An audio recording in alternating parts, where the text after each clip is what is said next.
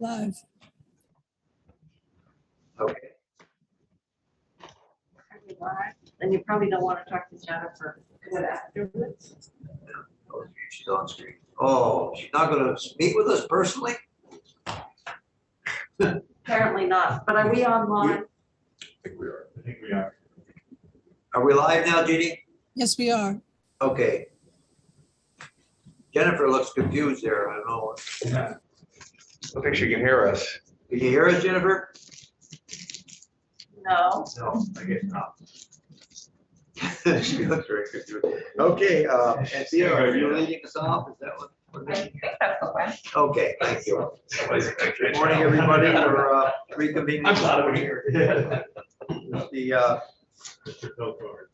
Senate Transportation Committee, and we're going to continue our discussion on the transportation bill, which we don't have at hand right now, but we're doing some of the overview to get ahead of the game a little bit. And so this section will start off with Anthea again, section 51 and 52, I believe it is here. Yeah. Okay, all right, we're going to continue our discussion. Section 51 and 52 of the transportation bill. Okay, so, That'd be close to the end. 55. yep, page 55. So I'm gonna just do a teeny trip down memory lane to 3 years ago in the 20th. We seem to. That's for Oh, sure. that's for sure. In the 2019 T-bill, which was 2019 Acts and Resolves number 59, section 37 added language to 32 VSA, which had to do with giving state departments and agencies the ability to charge for the charge, to Oh my gosh, we spent so much time on this. so much time on this. And Now they want to repeal it? no, they don't. You, and I don't think it was this committee, wanted to have a sunset on that language. So section 38 of that bill would have 32 VSA section 604 be repealed on July 1 of Oh, so you're 2022. just dealing with the sunset. We are dealing with the sunset. So switching back to the bill at hand. So now it's zoomed in. So section 51 would extend that sunset by 3 years. And then section 52 isn't changing any of the language that you spent lots of time on back in 2019, working on it, using the acronym Evsc. So preserving what is an existing statute as subsection A, but then adding a new subsection B, which would require the Agency of Transportation in consultation with the Department of Buildings and General Services to file an annual report each year with 6 committees, the House and Senate committees The on House must have transportation. added this. Yes, the House is proposing to add this now. The House and Senate committees on transportation, your Finance and Ways and Means committees, and the institutions committees to get a report from the Agency of Transportation that would provide an update on the state's efforts to collect fees for the use of electric vehicle supply equipment that is owned or controlled by the He's on a field state. trip. He'll be back. Jennifer, we can hear you. Sorry. Jennifer, are you on? Are So I'm having a lot of problems with my computer, and I have a brand new computer and I can't hear you. You looked very confused there a few minutes ago on the screen. I am confused. All right, no hurry. We'll get back to you. Go ahead. Actually, we have you on 2 screens now. Yeah. Okay, all right, I'm sorry, go ahead. Okay, so put the language back up.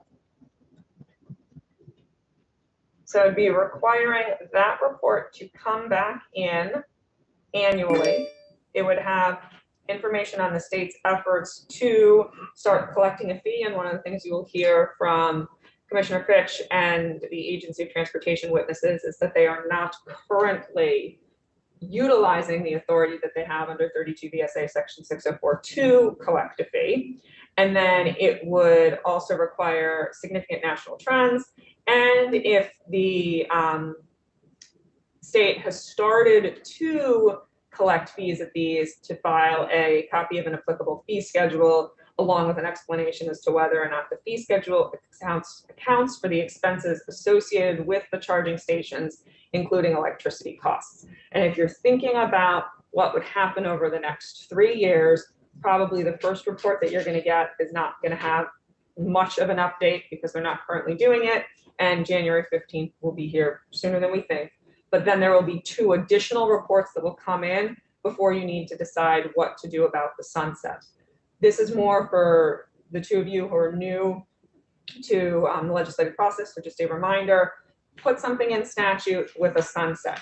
If you let it sunset, if you don't do anything and allow it to go away on July 1 of 2022, you are taking away the authority that the executive branch has to assess a fee, which will put you back to where you were in early 2019, which was the state saying, we can't charge for the use of these charging stations. You, General Assembly, are the branch of government that sets fees. If you don't extend the sunset and you instead repeal the repeal and make it so that it doesn't go away, it will continue to exist in statute until the General Assembly in its authority chooses to change it or repeal it at some point in the future. Extending it 3 years will force this conversation again 3 years from now. But you'll be having the conversation with 3 reports. What are the charging stations that they're talking about charging on? Is it government, on government lands? Yeah, like at the parks. Okay. Just over, or just down here. It's the ones that are owned or controlled by a department or agency. Okay. The senator I know always says that nothing ever sunsets. I almost want to just let the sunset to disprove that statement. I've never seen it sunset. Every time we put money into something, it goes sunset. Yeah, right. The whole thing about fees and government, remember that whole conversation competing with, private, et cetera. So, can you go back, anything to do with fees, got to go through Ways and Means. So this idea that applicable fee schedules, that fee schedule would, I don't think could be implemented without going through Ways and Means and Finance. So what you would have is So I'd see they're reporting back to them, but they would know what the fees are because they would have to authorize. no, because under subsection A, what I have on the screen now and what is in the bill. Exempted from fees because it's just reimbursement of costs. Well, this language in section 604 gives departments and agencies that own or control electric vehicle supply equipment the authority to establish, set, and adjust fees for the use of EVSE. Without going through. Exactly. Okay, we exempted them from that. Yes. Okay, that's what I couldn't remember. And one of the things you spent a lot of time talking about is in this next sentence, saying that they could establish fees at less than its cost to cover its cost or equal to the retail rate charged for the use. And I have heard Commissioner Fitch testify in other committees about this, some of the difficulties that they're grappling with in terms of setting it at a point that's not like undercutting other entrants to the charging station market. I've heard Michelle talk about what they're doing in terms of employees wanting to use charging stations. So I think there is a lot more going on than just you have the authority to collect a fee and you're not. At some point, it almost seems like we're, well, I don't know, for some areas, people are gonna either charge at home or they're going to be using commercial charging. I don't know. I'm just wondering, it's sort of like the state of Vermont having its own gas station and allowing people to go and get gas at the AOT district. And I'm just wondering at what point it makes sense that the state of Vermont, that we have such a robust charging, that's the system people use for their charging the same as they would for filling up the gas tank. So we're not charging now, any of these? I don't think so. I don't know. Yes, go ahead. Senator Mazza, Michelle Boothner, Vermont Agency of Transportation.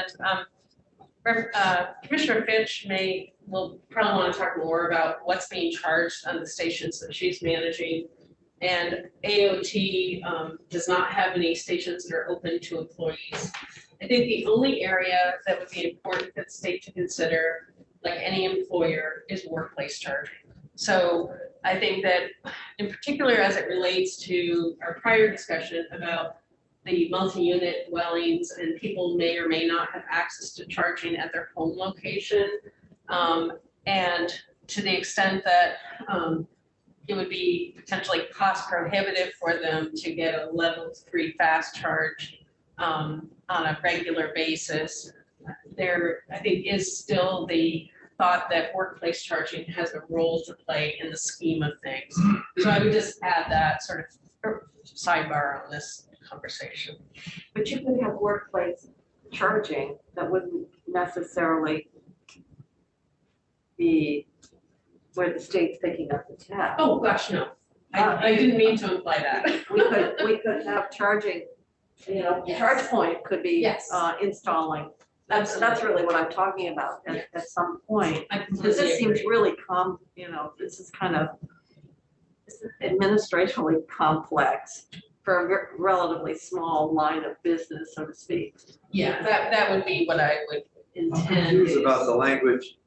The agency or department may establish fees for electric vehicle charging at less than its cost to cover its cost. Why did it just say be charged to cover its cost? Well, that's what we put in at that time. Oh. That's our language. Is that- One of the things that came up 3 years ago was, like, for example, with a level 1 charger, there are costs, but is it going to cost more to collect a fee for it than it costs to provide the electricity through the level 1 charger? So that was just one of the instances where maybe from a logistical perspective, you needed to have the ability to have it be less than its costs. But yes, this committee spent a lot of time on this language. I believe Senate Finance made some changes to it. I believe it was House Ways and Means that wanted the sunset added. So there were a lot of committees that had a role in crafting this language. Okay. Still confused, that's all right. They love reports, don't they? The other body. Joe, any thoughts? I wouldn't even make it effective until maybe 2 years out. I don't know. It's just like you're saying the first year, we're gonna have a report that basically, So it currently is effective. we actually have a report. No. Oh, so you're saying you wouldn't want to report until January 15th of 2020? Yeah, well, I'm going back to your comment about, if you start this immediately, the first report really wouldn't have much utility. Well, so Or would it? you're basically going to get a report, a status update now from what Michelle had said and what Commissioner Fitch has said. And, just all I was doing was pointing out that for purposes of what is going to potentially change in 3 years before the next sunset, is there will have been at least there will have been 3 reports, and 2 of them will be after more than just a few months. I believe one iteration As of, I said, we have gazillions of reports. There she is. Get a problem solved. I was told you wanted to do this remotely. Oh, love that. Someone can sit here if they want. So my concern is, I don't know, it's the priority, every report that has to be done and in consultation is an obligation of staff resources. And we have just gazillions of reports, many of which go unread, or just a few people will read them. And so what will this get us that we shouldn't be getting through our annual budget presentation is, I guess, what I'm asking. that's not a question for me, but I will That's a say, rhetorical question. well, I will provide Maybe you got it. a small nugget there in that originally this was going to be an every other year reporting requirement, and House Transportation started there and then decided they wanted it to be annual. So to the extent that you have another body to work with on this language, they wanted it to be annual. I was just gonna say, if Commissioner Fitch was available, and then she showed at the door, it would be good to hear from her before we get too wrapped up in our business. Okay, welcome. Thank you. I'm a little out of breath. For the record, my name is Jennifer Fitch. I'm the Commissioner of Buildings and General Services. I always prefer to be with you all in person when I can, so it's good to see you all. Good to see you. Happy to have the Senate back. Good to see you over here. I know. Yeah, wow. I told you we're all gonna be remote today. It would have been 2 to 3 years ago, there was language put into statute to essentially charge for charging. And we looked at it and we did an assessment, and Brian can speak more to that, but we did a thorough assessment of basically what would it take to recover our costs. So simply just the electricity and basically the maintenance fees for the stations. And then how is that comparing to the rates we're seeing in the market? At the time that study was completed, the rates in the market were more around like 40 to 42 cents. We haven't done that assessment in a couple of years, so it could have changed by now. And our rate would have been closer to 20 cents or so much lower than the surrounding market. The other thing is that it does take human resources people to do this work and to administer. And we spend $1 to collect 50 cents. Right, and so right now, I mean, the hope is to continue to build out our charging station network. But the only ones that we could really do it on and do it correctly are the level 2s, which are the ones that are out here on Aiken Avenue. Because basically it's a smart station, for lack of a better term, right? There's an app on your phone, you plug in, it knows who you are, how long you're charging, all those different kinds of things. On the level 1s, we don't have any way to track. And the bulk of them until recently were all level 1s. So again, it was only a few stations we may be able to do this with, and to your point, it's about administrative costs, and then the larger question about, do we want to compete with the private sector? Because if we're lower than the station down the street, then what does that do? And now we're in competition. So we have not charged a fee yet. I think there will be a time where charging a fee or recovering our costs makes sense.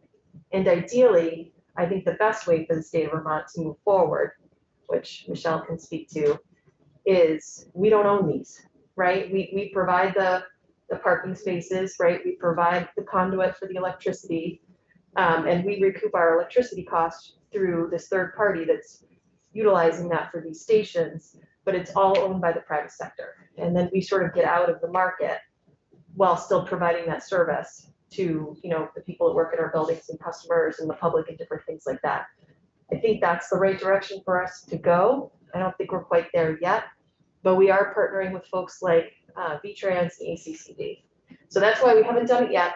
We have taken it very seriously, and we do want the ability to charge for charging at some point in time. But I don't think we've hit that.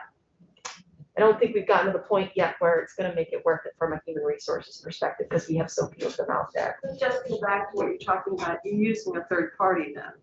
And I think in the future, we would hand it all over to a third party. I guess that's the point that I was getting to, was just like I was using the gas analogy. Right.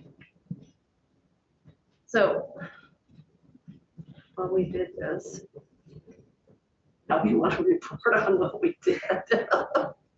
I don't really care. I have to tell you, I just have a response to if you add up in total the number of reports that we are asking to have a official report, and half of the report is citing the damn statute that requires the report. And so I was just, why are we putting this, formalizing it in such a way that requires you to do this, as opposed to just coming in as part of your normal presentation to the committees of jurisdiction? I'm the wind beneath your sails. Just say that. Senator Bertlick. Well, I was gonna ask the commissioner directly, do you think that there is value in the report for next year or even the out years? I mean, to your point, Senator Kitchell, we collect all sorts of data and information, and at any point someone can come knocking on our door and say, okay, here's the data that we want. If we want it, we can ask for it. And we can pull it any time. There are a few annual reports that we do, and provide to the legislature every year. I don't think it would be, I think when you look at one report at a time, it's not a big demand. I think when you think about all the reports we all do, it's quite a demand on our resources. And can they be spent better elsewhere? And I think the answer is yes. But I promise you we've got the data. And I promise you that we can come in and either orally provide it to you, or we can, give you the data. If We've you'd done like. away with so many reports. I mean, obviously. Oh, but I'm telling you, between the task force and the reports that have been added, our solution to everything is throw bureaucracy at it. You don't want to make a hard decision, you throw it to a report. The last time someone sat down and read a report. I hope you're all reading our report. I read some of them. 1 page is all I need, that's all. I'm telling you on appropriations, and maybe I'm responding more strongly than others, but the number of reports that we get is incredible. I don't know how many thousands of pages of reports that we would get. And I remember talking about this in the past, and I thought I remembered that we did start requiring some oral reports to make it a little easier. So we do have language where we just say like. Just to report back in the budget as your presentation or something. We did do something like Make an that. oral report to the commission. And I think for the language that was included in the electric vehicle supply proposals, you said, give us a map, like Right. that was what the That's report what we was wanted. supposed to be. So you certainly could, and I read language that says, there will be an oral report to the committee. You could do that here. You want to do that here? Yeah. Yes, Senator. So I'm somewhat new around here, but I found that. Are you the new senator? I think I've heard that before. Senator Ingles doesn't say that. You're equal time. You said it. Do you allow that with your students? I don't know, the first years. Yeah, yeah. Oh. They're new around that. I can hear his youngest daughter, well, I'm the new daughter around here. It seems like the reports have two utilities, but I'm curious if this is true. One, it's not just legislators. I'm assuming there are interested parties, the usual suspects, as I think have been referred to, that read these things to better understand what the administration is. And I've seen political utility with them when I have constituents really wanting action on something, and all I can say is, well, I can ask for a formal position on it. So I don't know, reports. Michelle loves writing reports too. She's always telling me that she just wants. Yeah. Give me more. Am I wrong on those two perceptions? Some utility in reports? It depends on the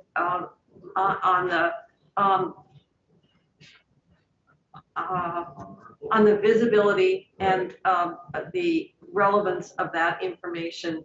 And for example, on pupil weighting, that is a very substantive area of financing and policy. That would warrant certainly a report. Some of this is just information, data, and are there ways to get it?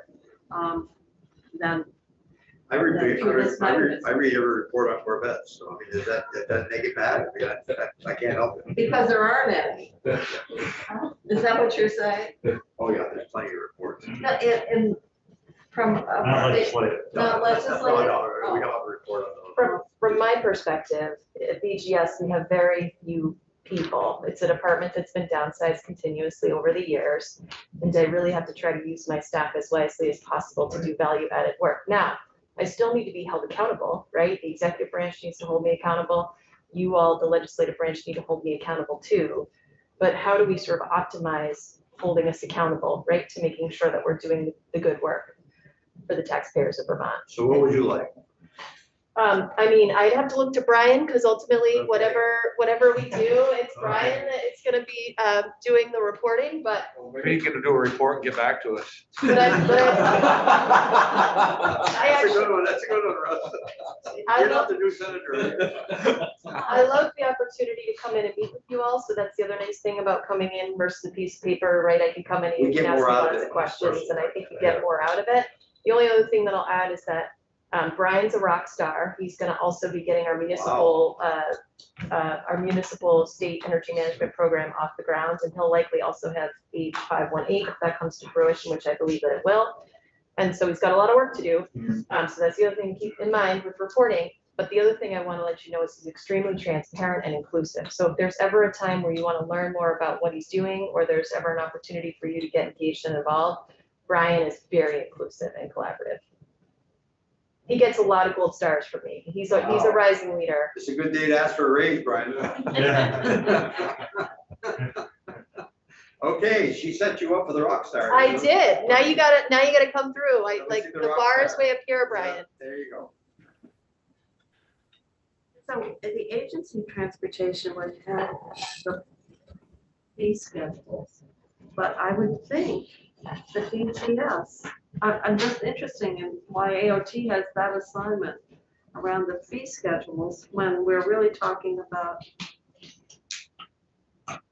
There was language at one point that was directing BGS. Representative Shaw was the one that created the language in the prior capital bill. So this is where I'm a newbie to this process. So I am a newbie, and I use that card all the time, even when I've been in position for many years. Yeah, she used it, it's not working. So, I don't know how this all works in terms of if we had language in statute and then you had language in statute, then how does that move forward? I don't know. So I can chime in here a little bit. There was language in the capital bill, it would have been, I think, 2 years ago, for one of the pots of money for charging stations. So I mentioned in House Transportation yesterday that this is now going to be the third money bill that has had money for charging stations, because you're going to see it in the big bill this year, but it's been in the T bill, it's been in the capital bill, and now it's going to be the big bill. But I believe that $750,000 pot of money, it was the one time that there had been language that required the state in administering this grant program to collect a fee schedule that accounted for the use of electricity costs. And this was going to be for charging stations that the state was just providing the money for, but they were not state-owned and controlled charging stations.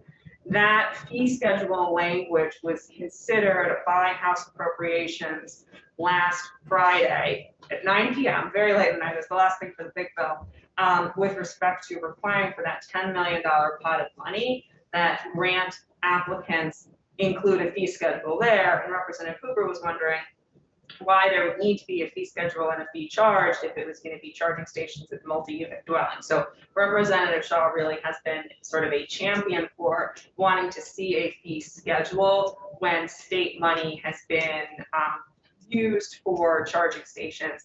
And that is, again, some of the origin of the fee schedule language in the amendment that you see to Section 604 in the T bill now. And will point out in that language, it's the Agency of Transportation in consultation with BGS that would be required to do the reporting. And then it is only the fee schedule that is required if they are at a point where they are starting to charge for the use of the state-owned and controlled charging stations. And I don't know if a fee schedule is something that would be sort of static like that it could be, point in time, January 15th of each year, here's the fee schedule. If there is going to be, so what would then be in the fee schedule? Is it going to be, based on time of day? Is it going to be based on charging station? Is there going to be a fee schedule for every charging station that the state owns and controls? It could be very, very encompassing if the state is at a point 3 years from now where they are collecting fees at charging stations. I'm struggling to differentiate between the two in this discussion. And I can understand, I think it maybe Representative Shaw's concern mirrors Senator Mazza's, and that is that what those fees look like, if we're putting public money out, put in the public charging, and ChargePoint puts them in, and they're getting reimbursed for the charge, and it could be on state property, then it's nice to know what that fee schedule is when it's done through that commercial avenue. This was attempting to say when the state was actually paying the utility bill, and there wasn't this third party involvement, the extent to which the state should get reimbursed for out-of-pocket. you know, like they used to charge 5 cents to use the copier, for example. You paid for that service for private use. So I see the two fee schedules somewhat different. One is, how does the state get made whole for Right, and its that's own what, expenses, as opposed to what is ChargePoint or whatever other entity is charging, what their fees look like, similar to the, as we talked about, the cost of a gallon of gas. So I see them as two separate, and I don't know what Representative Shaw's issue was. Is it to deal with price gouging on the part of ChargePoint? Or is it to make sure that the state is not subsidizing out of pocket my travel to the office? And what we were talking about is where they were charging and the state was actually paying, just like the Xerox example. I thought that's what we were trying to get at here. And the more we have those commercial entities in place, the less we would have to deal with here, because we would say, this is where you should charge your vehicle. So can you explain what Representative Shaw's issue was? Is it the commercial charging fees? Or is it the fees that the state would pay if somebody works at AOT and, you know, charges their, but you say that's not happening now. Not I would at say that's the latter of what you're talking about, is that he's trying to bring some accountability, right or wrong, to make sure that the, you know, that the public isn't unfairly paying for the state or employees to charge your vehicles, and we're subsidizing it. That's what it sounds like to me, but I suppose Representative Shaw is the one that could really answer that question as far as what was your intent? Where were you at with it? I know as somebody that if I pulled in to a facility with all this discussion going on, I'm not plugging into that damn thing. I don't wanna get into that. I'm gonna find someplace else to charge. Well, I think at the point we were talking about, it was like at state parks, Yeah. where, you know, but I think the world is moving faster now, and my Right. question really is whether we should attempt to jerry-rig something here, or say, if you want a copy, go to, you know, Kinko's or something. And just like we would with gasoline. And so this is a different discussion, but I think 2 years out, where we have a more robust charging network, I think this is going to be administratively complicated to do, and I think it probably in time becomes obsolete. I think it comes back to a lot of the discussions that we've had on some of the other subjects of it. Is like, when is the time to start charging? When is okay, we've had enough free, it's time to figure this out. And we're probably getting to that point where we're gonna have to figure that out. We're gonna have to figure out, when are we gonna start charging? When is free been long enough? And I think we're probably to that point. Well, If it's changed that fast since 2019, and with the amount of the millions of dollars that we spent trying to get this economy to go electric, it's gonna change it even faster. And Well, I it's gonna agree come to with a that. time where you're gonna say, well, I think we're setting ourselves up for, well, why the hell did you guys do this sooner? I think it's coming to that. I just think this is well, we've kind of gone from a report to the larger topic of whether in fact we should be allowing these arrangements and the use of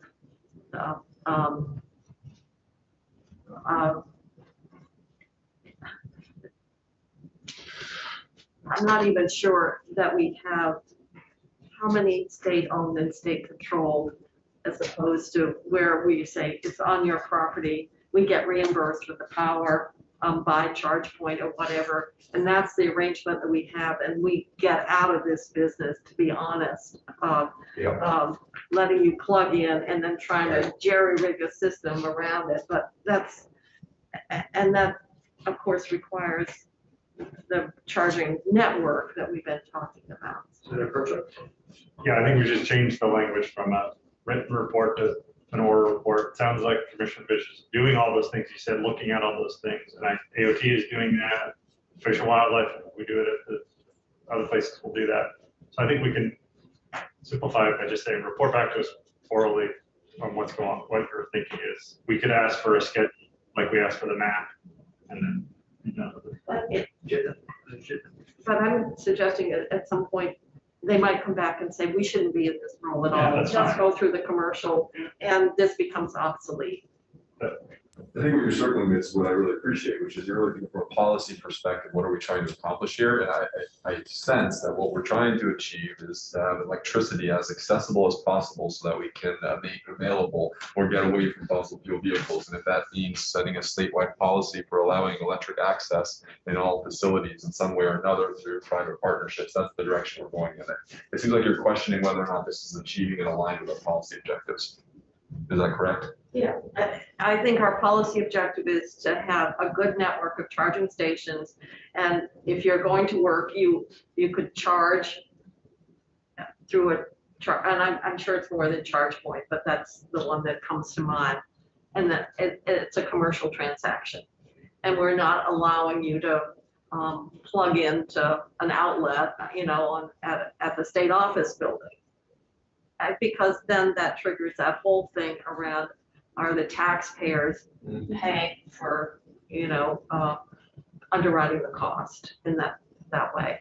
And that was the intent, was to avoid that happening. But it just seems like this is such a complicated system that at some point, by the time you could do this report, you'd say the state shouldn't be in this business. Go to the charging station that's down the road, and That'll be the report. yeah, that could be your report. Yeah, I think we were in the beginning, we were kind of cutting edge, right? Because we didn't have a lot of systems around the state, and we got these appropriations to install stations, right? And we were already installing stations because we had to do it to support the fleet. So I think it was just a natural evolution, but I do think the next phase of that natural evolution is to eventually move this to the private sector, right? We provide them the access, but then everything else, and we provide them the conduit, but they hook it up, they install it, they maintain it, they charge it, and the only thing we get back is just to pay us back for the electricity usage. And they report it, right? Right. So they show the accountability. Absolutely, and Do when we you have use a system like ChargePoint, it collects so much data. I mean, you can pull anything you want out of the system. I sense what language has been worked on, we can talk about, or somebody can draft something, or no? Yes, oh, great, I'm sorry, go ahead, Brian. Thank you. Good morning, Senators. Just for the record, my name is Brian Sewell. I'm the State Energy Program Coordinator under SEMP and BGS. Thank you for having me on this morning. I thought it might be helpful to just provide a little bit of sort of facts on the ground as it stands now relating to what a report would be telling you. So, you know, we've discussed station volume, and right now we're looking at about 29 or 30 stations. 18 of which have the ability to assess a fee. So we know that through the survey, workplace charging is a big part of state employees wanting to come to work at the state of Vermont. They're buying more EVs. And we haven't begun the process of reaching out to private companies about taking over the state fleet. We have so many charge point stations that they were the logical first step. Initial discussions with them showed that our station volume is so low and the impact through fee for space is also so low that it would cost more to turn over what we have now to them versus to continue to monitor the session data that we have. As many of you have mentioned this morning, there is a tipping point that's coming, at which point it would make more sense to turn it over to a third party, especially if we're going to be assessing a charge to charge the vehicle.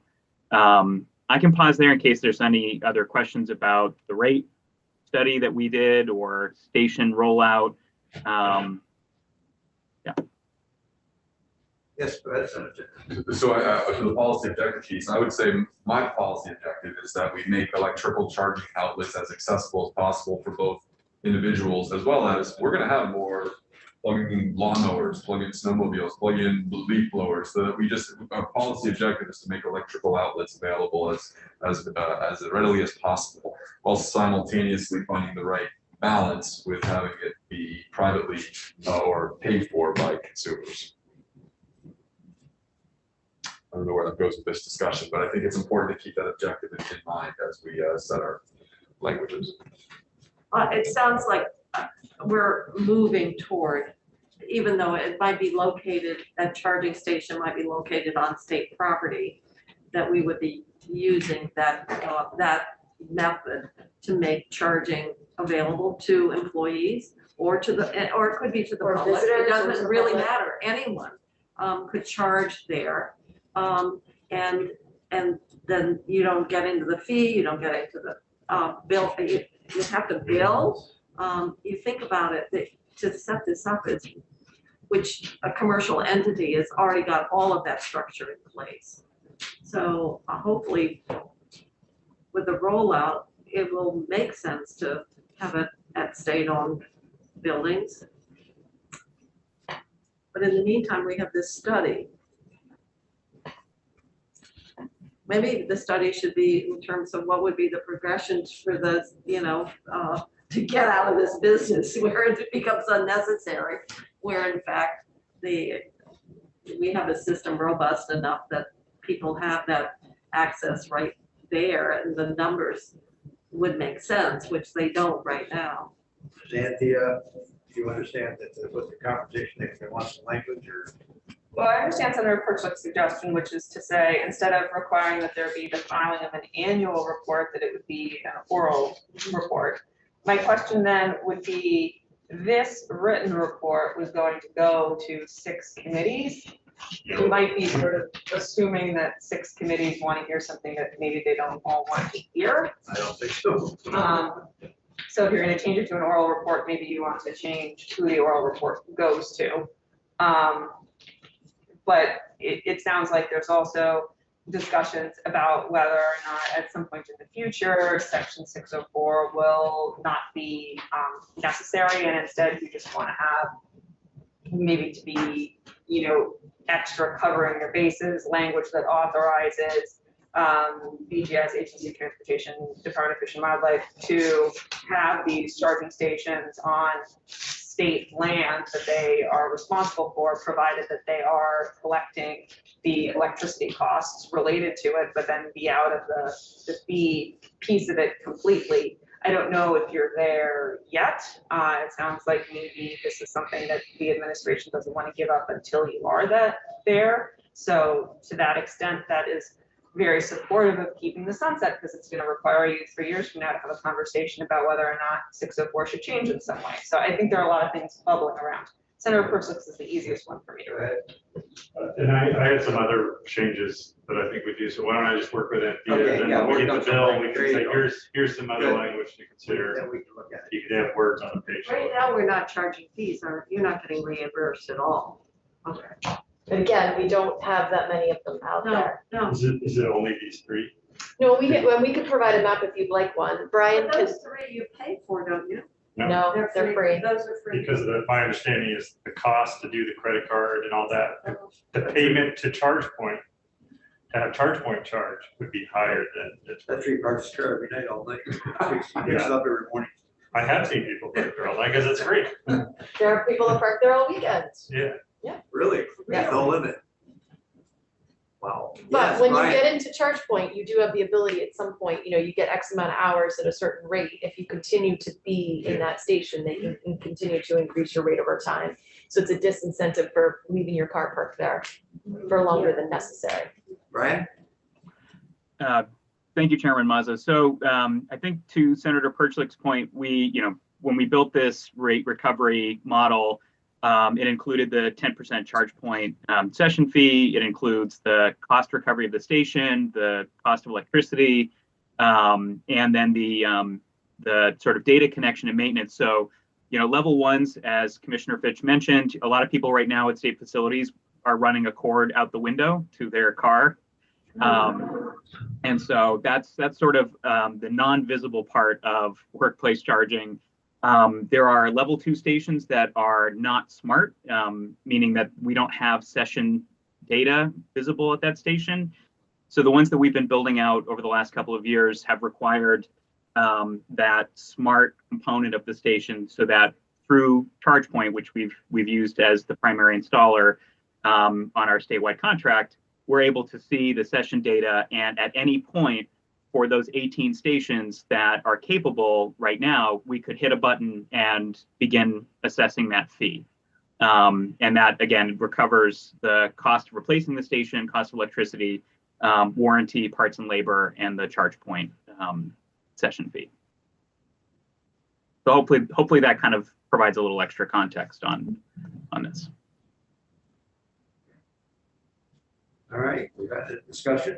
Okay, gone forward together on that. Okay, what's next? I think you are hearing from Bronwyn, and then you're hearing from Unloaded. All right, go ahead.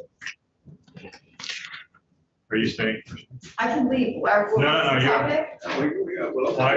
I'm still on this. If you were leaving, I wanted to just walk outside and ask you Yeah, I got a quick question. So multi-unit dwelling. Who's next, Rob White? Is that? Do one of them. Speak to a person. Oh, Thank you. Yeah, Bronwyn. Andy, Senator Moser does want to, Yeah, well, I'm Dr. Rafter. Yeah, I just. so don't have her leave, in other words. Okay, who's next? I believe it's Yes. Bronwyn, Senator. I'm sorry. I didn't hear you. Bronwyn? Oh, Brownland. Okay, good morning. Welcome. Good morning, everybody. What do you got for us today? She's with Housing and Community Development. All right, okay.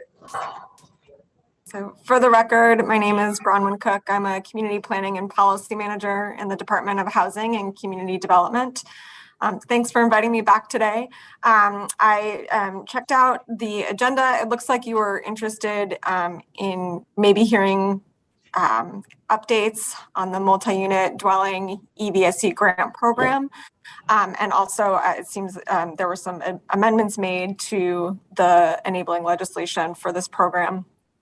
So I'm happy I can provide a little bit of an update. I don't have anything too exciting for you yet. The application deadline is right around the corner for April 1st. And so that'll be the time where we really get to see, just how interesting this program was to property owners, and how many applications we get, how many different sites we'll be working in, what types of equipment folks are really interested in, and ultimately, how much money we're going to be sending out the door in this first round of applications. But what I can share is, I similar to the last time I think I was speaking with you, there has been a fair amount of interest in the program. I'm spending a lot of time on the phone with applicants who, want to understand their eligibility, want to understand what covered costs are, how to get a project set up well.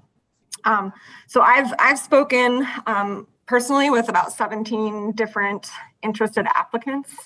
And Drive Electric Vermont has also spoken with some of those same applicants and some others that I have not spoken with. So I'd say in total, we've had probably over 20 one-on-one conversations with interested parties who are interested in this funding. And it spans a whole range of potential applicants. A lot of them are property owners or affordable housing providers. But we've also had some interest from utilities, from at least one third-party service provider, some mobile home parks, and at least one town that's interested in the program as well. So it's a pretty wide range of applications, potential applications, which is great because, again, this was meant to be a pilot. We wanted to kind of see a whole range of potential projects and potential solutions for providing charging at multi-unit properties. As you might remember, there were some caps that we included in the program. So no one applicant could receive more than $300,000 in funding, and no one site could receive more than 80,000 in funding. So that essentially meant that we were anticipating a couple of applicants wanting to work on projects in multiple of their housing sites. So with that, I'm aware of at least 2 affordable housing providers that have asked for an application that would allow for projects at up to 10 sites. And then a handful, maybe 4 or 5 other applicants where they were looking to work in maybe somewhere between 2 and 6 sites. And then everyone else, you know, if there was an applicant out there and they were only interested in working in 1 site, the application that's available on the website would have been fine for them. And so I anticipate we may get some applications that we never even spoke with anybody because they were able to sort of get through the application on their own and just use the single site application that was on our website. So ultimately with that, you know, this is new. We have not done this before, so we don't have much else in terms of, you know, how much do we expect each site to cost? How many applications total do we think we'll get from those sort of 21 conversations that we've had? Right now, we're anticipating maybe 10 to 15 applications, but that's really just a stab in the dark because we really just don't know. We haven't, you know, done a program like this before. Other things that were of interest to me, we did get a handful of inquiries from folks who did not meet the thresholds in terms of the number of units at their site. So, you know, we had a couple folks call in and say, I have 6 units or I have 8 units and I'm really interested and can I be eligible? And so I was happy to see that there may be some amendments in the future, the next round of funding that would allow for multifamily to be defined as 3 units or more. Because I think in that way we'll capture some more of the folks that are interested in providing this kind of amenity at their property. And then the other thing that we've had a fair amount of questions around are, you know, again, what kind of equipment is eligible? So we designed the program to be, we designed the program so that it requires at least 2 level 2 charging ports, but the project can also include level 1 charging as long as it meets that minimum of level 2 level 2 ports. Additional level 1 charging is eligible in the program. And there were some folks that had questions around that and, you know, wanted to know what if we only want to do level 1 or, you know, there were some questions. And so I think continuing to provide funding for some level 1 solutions is of interest, and again was glad to see some amendments to both the past enabling legislation and the future to be able to include level 1 in that. So that's the quick update. I'm sure that there's a lot of questions. I was listening earlier to the testimony, and you know, it's a really interesting place to be working right now, and I'm happy to take any questions you all have. Yes. I have a question for you, Brandon. 2 actually. So the $300,000 cap and the $80,000 cap. I'm wondering what inspired the 300 per app and the 80 per site. What inspired that? What informed those numbers, or were they somewhat arbitrary? And then the second question is, I get that you're not going to reveal how much interest in those 21 applicants and the viability because the application still due, but has the interest you perceived, was that used to inform the governor's budget's recommend of 10 million? Like, have you been in coordination with them that based on what you've seen so far that somewhat inspired the new amounts for this program in the proposed budget? Yes. So your first question about the caps, the 300,000 and the 80, we didn't want to provide caps that would preclude larger property owners that had multiple sites from really building, you know, a robust program to provide EV charging at, you know, many of their housing sites. So we wanted to make sure that the funding was sort of distributed, that we could have at least a few applications where they may be trying different equipment at different sites. So the 300,000 per applicant was really just, you know, how can we ensure that we at least are providing charging to more than 2 applicants, right? Because again, we just didn't know at that point what the interest would be in this funding program. And it's a cap. So if we ended up with, 30 applications, we have the ability to take individual applications and say, look, you've gone up to the 300,000 cap, but we actually have many more applicants than we anticipated, and we can work with them to come in with projects that are below that cap and spread the money out more evenly across all of the applicants that come in that are really good. So the cap was really just to set, what are we not willing to go beyond in terms of funding to a single applicant. And similar story for a site. We, recognize that the time to include additional conduit, additional panel capacity for future build out is when you're already going in to just even do a single station. So we wanted to, again, make that cap high enough that if you had a property that had 100 units and the property owner is saying, well, I only need a single, dual port level 2 right now, but I know that in the next 10, 15 years, I'm probably going to have to provide a lot more level 2. We wanted that cap to enable the sort of make ready components of doing an EVSC project. And so again, just trying to make sure that we weren't artificially setting a lower amount of funding that would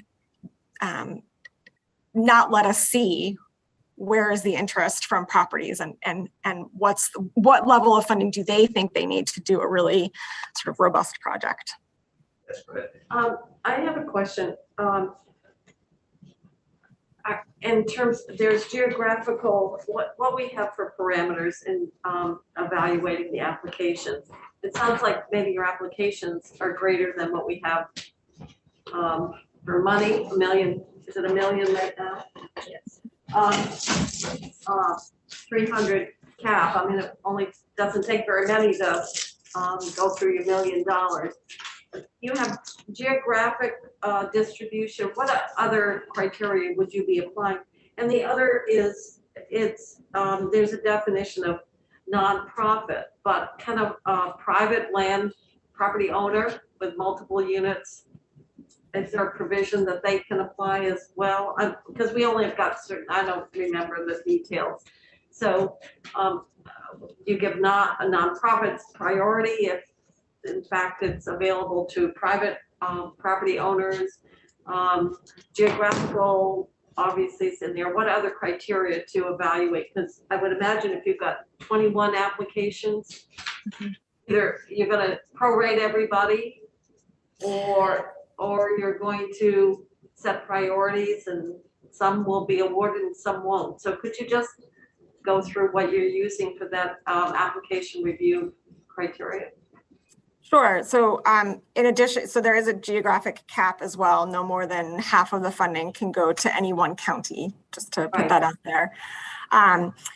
Some of the other things that we'll be looking for in the evaluation is, has the property owner done any sort of legwork on their own? Have they talked to their residents to see what the level of interest is, or if they already have an EV owner in the building? So doing that legwork and reaching out to residents is one other evaluation criteria. Just looking at sort of the right sizing of their project, I think we'll be looking for, what would be a range of build out that would be reasonable. So for example, if you had a 10 unit property and they were saying, we're installing a level 2 charge in every single one of those parking spaces, we may say, let's dial that back because it's very unlikely that every single one of those charging stations would be used in even the 5-year grant period. So making sure that their project sort of is a reasonable build out for the level of EV adoption that we're hoping to see. We'll also be looking at their fee structure, just to, again, make sure that they've really thought through what are the costs of providing this, what are the costs of electricity, and that they have a reasonable fee structure. The fee structure that's proposed is what they are being held to, and if there are changes to their fee structure, once awarded, if there are changes to their fee structure, they would have to come back to the interagency committee to have that change in fee structure reviewed. So those are some of the other things that we'd be looking at to evaluate the projects. Also making sure that they've, there's some boxes to check to say they've reached out to their utility and have had a conversation with their utility about electrical capacity at the site, that they've reached out to Drive Electric Vermont as well. So we're basically just looking to make sure that they've spent some time really thinking through what kind of a project would work well at their property to increase access for their residents to EV charging. Questions, comments? Anybody? Yeah, I want to report back on what they're up. A written report? Yeah, I'd like a written report sent to every committee. How many pages? In a verbal one. Yeah. And an oral one. Well, thank you. I guess there's no further questions, so thank you very much. Sure. It just occurred to me I did not answer Senator Perchlik's second question, which was, has this informed the $10 million ask? And to the extent that it can, yes. I mean, again, I think a lot of the learning that we're expecting to get from this program will come, April 1st moving forward. To this point, just having those one-on-one conversations with interested applicants has certainly informed some of the governor's budget request. And so just to answer, yes, as much as we have learned to this point in just standing up this program for the first time, that learning certainly has informed the budget ask moving forward. Michelle? Michelle Boompower, Agency of Transportation. Senator Mazza, I just want to add to Bronwyn's comment on the budget request, and it was also informed by our work on the climate plan and understanding the level of need to advance EV adoption and recognizing that charging at home is like one of the most important pieces of the puzzle. So that's It's also off-peak charging, Yes, which to exactly. me is also important. key. Yeah. Okay, well, thank you very much. Appreciate it. Thank you. Yeah. Oh, maybe we could find out how many applications. You could come back. Not, you don't even put it in writing, and let us know how many applications and what they look like with the benefit of that experience. I welcome all invitations to come back. I would give us a little bit. Don't call me back on April 1st because I'll still be reading through all the applications and making sure that they've. Senator Perchlik got the question. Ron, are you still working with the other agencies on the review of the projects? That's still teamwork is happening that happened the first round of the ACCD grants? It is, yeah. There's 10 staff on that interagency working group representing 5 agencies. And so all the agencies will have a staff person that is involved in reviewing the applications. Okay, great. Sorry if I missed that at the beginning. No, I did not mention it, so thanks. Thank you. Thank you. Anything else? Anybody want to add to anything? Oh, we now have Rob White and relinquishment of Route 207.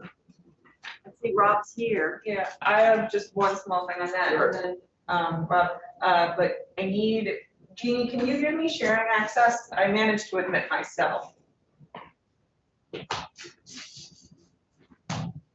This is section, You there? It's section 53. Yeah, you're the co-host. that's 5.3. Oh, thank you.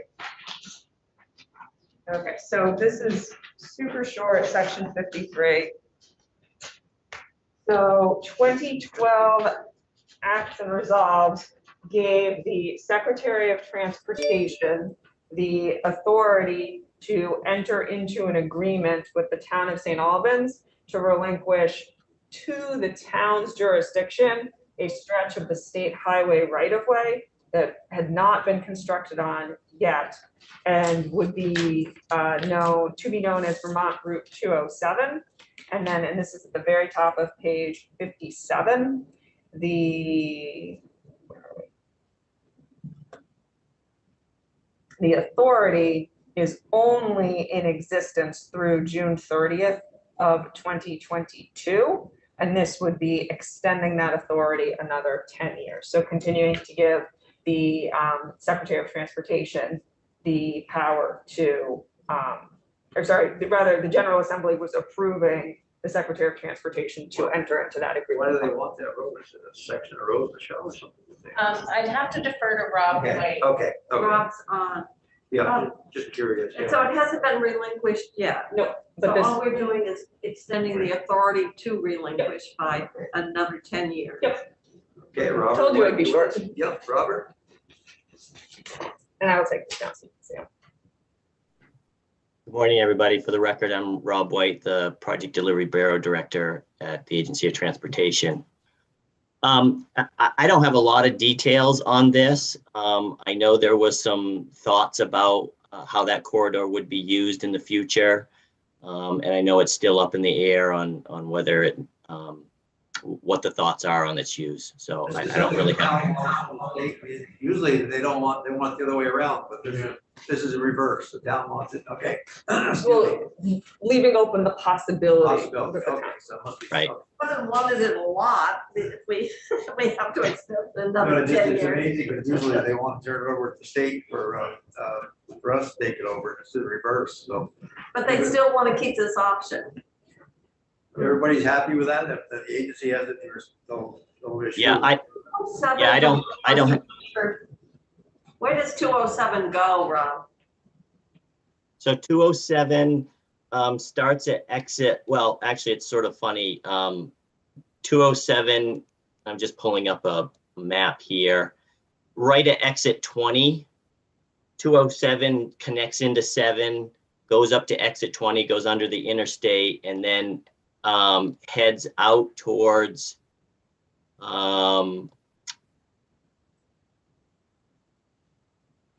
Highgate Center, right there in the center of Highgate Center.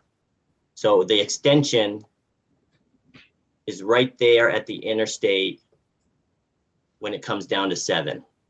And you're right, Senator, that most of the time towns are looking to take these back over because they want a little more control of that corridor.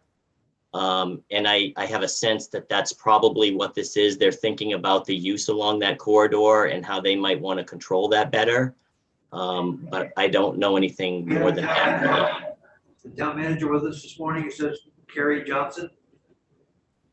Senator Mazza, I have called and emailed a few different people from the town and I've gotten no response. Okay, I'm sorry. No, that's just so we have the So opportunity. how do they know that, why are we extending it?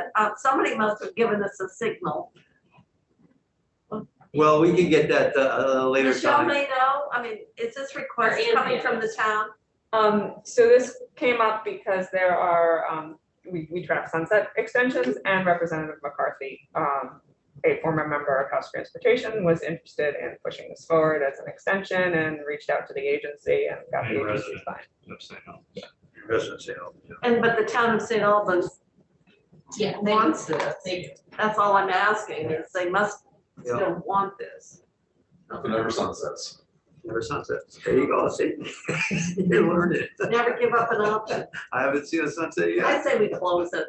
Well, 2032, you'll be here. No, I'm just saying close out this section. Just all it's doing is extending the option. I thought you meant close it. No, They no, wanted I don't want to close Route 207. I just want to close out this section. Yeah. So it's that part of 207 that's like in between the interstate and Route 7. Is that what you just said, Rob? I'm looking at the map. You can call Jane and I in 2032 and ask her about it. Starts at a point 200 feet west of intersection of Route 7, Route 207, center line of the highway project, and westerly for 463 feet. Not 64. There's a car dealership there. Maybe we should have. Okay, talk about it. Is that's that it. Andy? Oh, God, I'll use him. I'll call him. Maybe I'll get a dealership. discount on the Corvette. There's also a Taco Bell near there. Maybe if you. A Yeah, there you Taco go, Bell? field trip, right, there you go. We can look at my fridge thing. All right. Okay, thank you very much, Rob, appreciate it. Thank you. Okay, committee, anything else you have? No, we're done. We're done this morning. Okay, Jeannie, you can take us offline, please. Okay.